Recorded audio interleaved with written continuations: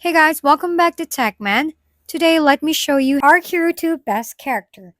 Wondering who the best characters are in Archero 2? Well, with only 6 heroes in a game, picking the right one can make a huge difference. Among them, two stand out at the top, AA and Dracula. Let's start with AA, a crit-focused powerhouse. Her ability scales with distance, meaning the farther away you are from enemies, the higher your crit rate. On top of that, she can instantly eliminate minions below 30% health with a critical hit. Talk about deadly efficiency. Then there's Dracula, the ultimate sustained base hero. He has a chance to absorb HP with every attack, helping you survive much longer. And if you stay above 50% health, he gains plus 20% movement speed.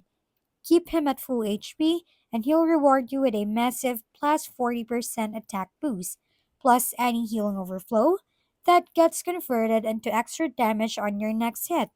These two dominate the current meta, so if you're choosing your next main, AA for burst and Dracula for endurance are your best bets. If we've been helpful, kindly give us a thumbs up and don't forget to hit the subscribe and bell button for more contents. For any questions and suggestions, comment down below.